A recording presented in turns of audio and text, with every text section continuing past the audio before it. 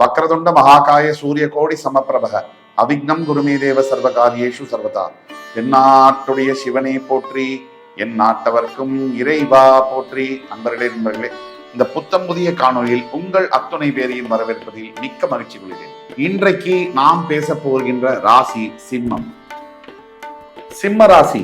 இந்த சிம்ம ராசியில பாத்தீங்கன்னு சொன்னா மகம், பூரம், உத்திரம் 3 நட்சத்திரங்கள் இருக்கு. சிம்மராசி என்பவர்களுடைய வாழ்க்கையில தற்சமயம் பெரிய அளவிலான பிரச்சனைகளை சந்திச்சுட்டு தான் இருக்காங்க. இப்ப எந்த யூடியூப் சேனல் எடுத்தாலும் சரி, எந்த டிவி சேனல் எடுத்தாலும் சரி, எல்லாத்துலயுமே யாரை பத்தி பேச்சு அப்படின்னா சிம்மத்தை பத்தி தான். சிம்மராசிக்கு அஷ்டம சனியில இந்த பிரச்சனை வரும், பாதிப்புகள் வரும், இப்படி சொல்லாதவர்கள் இருக்க முடியாது. இந்த காலகட்டத்துல, அதாவது ஒரு சேலஞ்சிங்கான பீரியட், டஃப்பான சிச்சுவேஷன்ல, இந்த காலகட்டத்துல சிம்மராசிக்காரர்களுக்கு ராகுவினால் வரக்கூடிய தொந்தரவுகள் உண்டு. அப்படி சிம்மராசிக்காரர்களுக்கு ராகு சம்பந்தப்பட்ட தோஷங்கள், பிரச்சனைகள் இருக்கு. ராகுவினால் தொந்தரவுகள் வரும். ஏன்னா தற்சமயம் சிம்மத்திற்கு 7ஆம் இடம் என்று சொல்லக்கூடிய கும்பத்தில் கண்டகஸ்தானத்தில் ராகு சஞ்சரித்து வருகிறார்.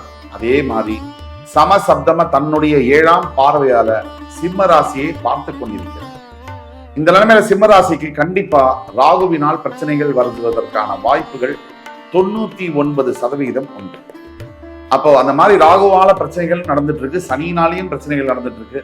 இப்ப சிம்ம ராசிக்கு சனியை விட ராகுவுடைய தாக்குதல்கள் கொஞ்சம் அதிகமாவே இருக்கு. அப்பேற்பட்ட இந்த நிலைமையில, இந்த நேரத்துல சிம்மராசிக்காரர்களுக்கு பிரத்யேகமாக ராகுவினால் வரக்கூடிய பிரச்சனைகள் அப்படி வந்தால், எதை செய்தால், என்ன செஞ்சால் அந்த ராகுவை சமாளிக்க முடியும்? தற்சமயம் வாழ்க்கையில நம்ம சந்திக்கக்கூடிய பல தொந்தரவுகள், மன சஞ்சலங்கள், மனக்கசப்புகள், நம்ம ஃபேஸ் பண்ண இழப்புகள், ராகுவினால் என்னென்ன வரும்? சட்ட சிக்கல்கள் வரும், உடல்ல பிரச்சனைகள் வரும், ஆரோக்கியத்துல மிகப்பெரிய பிரச்சனை வரும், மனசு ஒரு இடத்துல ஸ்திரமா இருக்காது, அப்படியே ஒரு ஸ்டெபிலிட்டி இல்லாம அன்ஸ்டேபிளா சுத்திக்கிட்டே இருக்கு. ஒரு முடிவு எடுக்க முடியாம, டிசிஷன் எடுக்க முடியாம ஒரு தவிப்பு. எந்த காரியத்தை எடுத்தாலும் உண்மை ஒண்ணு, ஆனா நம்ம அதை பத்தி யோசிக்க மாட்டோம். அது தவறான ஆஸ்பெக்ட், அதை பத்தி ராகு யோசிக்க வைப்பாங்க. சில சிம்ம ராசி நேயர்கள் கடந்த 2 வருஷத்துல ராகுவுடைய பார்வையினால தவறான பழக்க வழக்கங்கள், புகைப்பிடிப்பது, குடிப்பது போன்ற பழக்கங்களை தொடங்கி இருப்பாங்க, செய்யவும் ஆரம்பிச்சிருப்பாங்க, கண்டினியூஸா, கன்சிஸ்டன்டா. இந்த மாதிரி காலகட்டங்கள்ல ராகு சாதாரண கிரகம் இல்லை. கேதுவும் ராகுவும் 9 கிரகங்கள்ல மிக ஸ்ட்ராங்கான, மிக அக்ரசிவான பிளானட்ஸ்.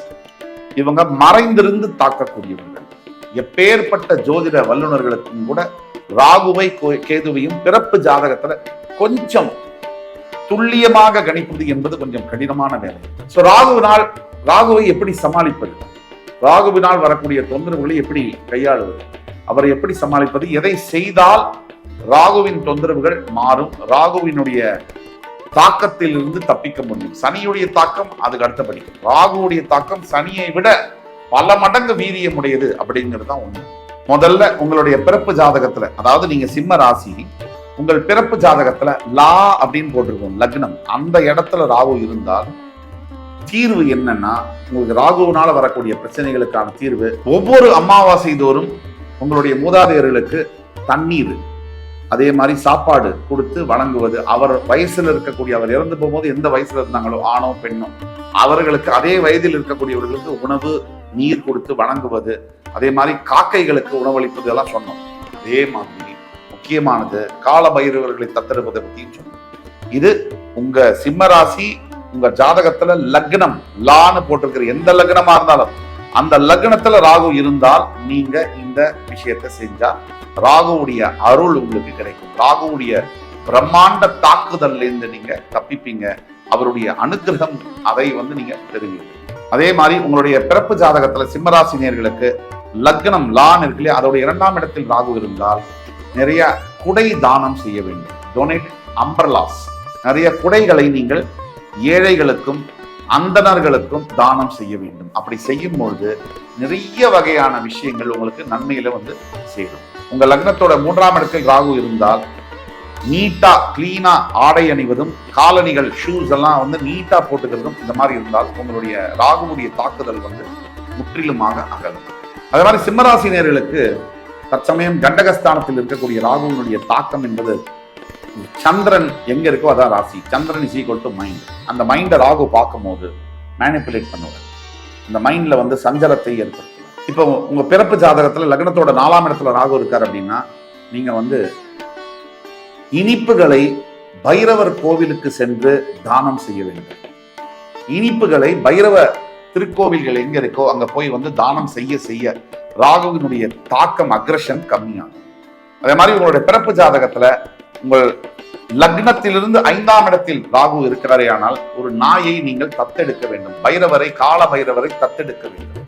அப்படி தத்தெடுத்து அந்த நாயை சரியா பார்த்துக்கிட்டு, இந்த பெட் டாக வந்து அந்த கால பைரவரை சரியா பார்த்துக்கிட்டு அவரை வந்து அவருக்கு வந்து உணவு கொடுக்கறது, நீர் கொடுக்கறது, இதெல்லாம் பண்ணீங்கன்னா உங்கள் வாழ்க்கை முற்றிலுமாக மாறும். அதே மாதிரி உங்கள் சிம்ம ராசி உங்கள் லக்னத்தின் 6ஆம் இடத்தில் பிறப்பு ஜாதகத்தில் ராகு இருக்கார் அப்படின்னா உங்களுடைய ப்ராமிசஸை நீங்க வந்து கீப் அப் பண்ணணும். அதாவது நீங்கள் கொடுத்த வாக்குகள், நீங்கள் செய்த சத்தியங்களை மறக்காமல் நிறைவேற்ற வேண்டும். எவ்வளவு பாடுபட்டோ, எப்பெரும் பாடுபட்டோ நீங்கள் கொடுத்த வாக்குறுதியை, சத்தியத்தை மீட்க வேண்டும். எப்பெரும் பாடுபட்டோ நீங்கள் கொடுத்த வாக்குறுதியை, சத்தியத்தை காப்பாற்ற வேண்டும். இது காப்பாற்றலைன்னா ராகுவுடைய தாக்கம் அதிகமாகும். அப்படி சின்ன சின்ன வாக்கு பார்த்து கொடுக்கணும். அதே மாதிரி உங்களால முடிஞ்ச விஷயத்தை மட்டும்தான் கமிட் பண்ணணும். நீங்க சிம்மராசியா இருந்து உங்க லக்னத்திலிருந்து 6ஆம் இடத்தில் ராகு இருந்தால் கீப் அப் யுவர் ப்ராமிசஸ். கவனமாக நீங்க வாக்கு கொடுத்த வாக்கை காப்பாற்ற வேண்டும். அதே மாதிரி நீங்கள் சிம்ம ராசியாக இருக்கீங்க, தற்சமயம் கண்டக ராகு உங்களுக்கு இருக்காரு. இந்த மாதிரி காலகட்டத்துல பல பிரச்சனைகள் ராகுவால தான் வரும். சனியை விட அதிகமாக ராகுவுடைய தாக்கம் இருக்கும். நீங்க சிம்ம ராசியா இருந்து உங்க லக்னத்திலிருந்து 7ஆம் இடத்தில் உங்க பிறப்பு ஜாதகத்தில் ராகு இருந்தால் நீங்க சமுதாயத்தில் உடல் நல குறைபாடுகள், ஸ்பெஷலி ஏபிள்டு பீப்புள் இருப்பாங்க, அந்த மாதிரி இருக்கக்கூடியவர்களுக்கு அல்லது சமுதாயத்தால் புறக்கணிக்கப்பட்டவர்களுக்கு, கஷ்டப்படுகிறவர்களுக்கு, அதே மாதிரி தானம் கேட்பவர்களுக்கு, இந்த மாதிரி மக்களுக்கு பார்த்து பார்த்து உதவ வேண்டும். அதே உடல் நல பிரச்சனைகள், நோயால் பாதிக்கப்பட்டவர்கள், சமுதாயத்தால் புறந்தள்ளப்பட்ட மக்கள்கள், கீழ்நிலையில் அதாவது பினான்சியலி ஒரு பிரச்சனையில் இருக்கக்கூடிய அவர்களுக்கு தேர்ந்தெடுத்து அவர்களுக்கு இப்போ வந்து ஒருத்தருக்கு வந்து ஒரு தொழுநோய் இருக்கு, இல்ல வந்து வேற ஏதோ உடல் குறைபாடுகள் இருக்கு, ஸ்பெஷலி ஏபிலிட்டி இருக்கு, அந்த மாதிரி இருக்கக்கூடிய குழந்தைகள், பெரியவர்களுக்கு நீங்க வந்து உணவும் ஆடைகளும் தானம் செய்து பழக வேண்டும். அதே மாதிரி நீங்க சிம்மராசியா இருக்கீங்க, உங்களுடைய பிறப்பு ஜாதகத்தில் உங்க லக்னம் லான் இருக்கு இல்லையா, அந்த லக்னத்திலிருந்து 8இல் ராகு இருந்தால் கருப்பு எள்ளோ அல்லது மஸ்டர்ட் ஆயில் என்று சொல்லக்கூடிய இந்த கடுகெண்ணெய் அப்படின்னு சொல்றோம், அந்த எண்ணெயை வந்து நீங்க தானம் செய்ய வேண்டும். கருப்பு எள்ளையோ கடுகு எண்ணெயையோ தானம் செய்து பழக வேண்டும். உங்கள் பிறப்பு ஜாதகத்தில் உங்கள் லக்னத்திலிருந்து 8இல் ராகு இருந்தால், அதே மாதிரி உங்கள் பிறப்பு ஜாதகத்தில் சிம்மராசி நீங்க உங்கள் லக்னத்திலிருந்து 9ஆம் இடத்தில் ராகு இருக்கிறார். உங்கள் லக்னம் லான்னு போட்டிருக்கும் ஜாதகத்துல, அங்கிருந்து 9இல் ராகு இருந்தால் வெளிநாட்டு தூதுவர்களுக்கு, வெளிநாட்டிலிருந்து வரக்கூடிய சிட்டிசன்ஸ், வெளிநாட்டு ஃபாரின் பீப்புளுக்கு வந்து நீங்க உதவ வேண்டும்.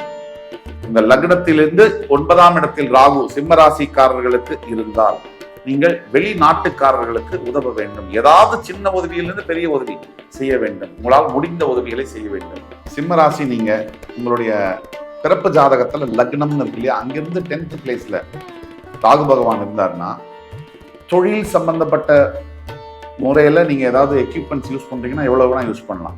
தேவையில்லாமல் தொலைபேசி அதிகமாக பயன்படுத்துவது மற்றும் தொழில் கருவிகள்ல சோசியல் மீடியா, இன்ஸ்டாகிராம் போன்ற விஷயங்கள்ல லைட் இருப்பது, இது வந்து பெரிய ஆபத்தையும் விளைவையும் உருவாக்கும்.